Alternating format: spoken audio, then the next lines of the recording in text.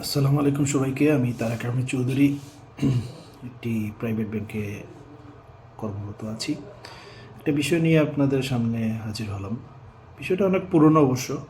আমার একজন friend phone করেছিল, অন্য একটা সুনামধন্য ব্যাংকের গ্রাহক উনি। তো ওনাকে কেউ একজন ফোন করে ওটিপি চেয়েছে, ওনার মোবাইল নাম্বার একটা ওটিপি আসছে সেটা চেয়েছিল এবং তিনি সেটা অবশ্য জানা থাকায় তিনি সেই ওটিপি দেননি এবং ওই লোকটাকে যখন জিজ্ঞেস করেছিলেন, বিভিন্ন প্রশ্ন করেছিলেন, তখন লোকটা ফোন কেটে দেয়। তো এইটা এখন আমাদের একটা সামাজিক ব্যাধি হয়ে গেছে যে বিভিন্ন প্রতিষ্ঠানের নাম করে, বিভিন্ন আর্থিক প্রতিষ্ঠানের ব্যাংকের নাম করে বিভিন্ন ফ্রড লোকরা ফোন করে ওটিপি চায়, পাসওয়ার্ড চায়।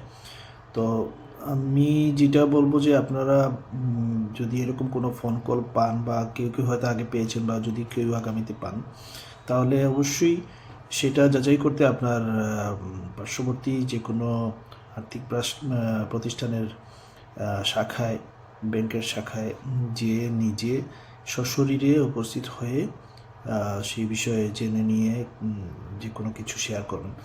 এমনি পাবলিক প্লেসে আপনি আপনার ব্যক্তিগত কোনো তথ্য শেয়ার করবেন না, কোনো পাসওয়ার্ড শেয়ার করবেন না, ওটিপি শেয়ার করবেন না। এতে আপনার অনেক ফিনান্সিয়াল লস হয়ে যেতে পারে, বিভিন্ন ধরনের ডকুমেন্টারি আপনার লস হতে পারে। সো এটা আমার আপনাদের কাছে পরামর্শ ছিল। আর আপনারা যদি কোনো কিছু জানার থাকে আমাকে অবশ্যই ইনবক্স করবেন, তাহলে হয়তো আমি আপনাদের পরামর্শ দিয়ে সহযোগিতা করতে পারবো। সবাইকে ধন্যবাদ জানাচ্ছি। ভালো থাকবেন, সুস্থ থাকবেন। আল্লাহ হাফেজ।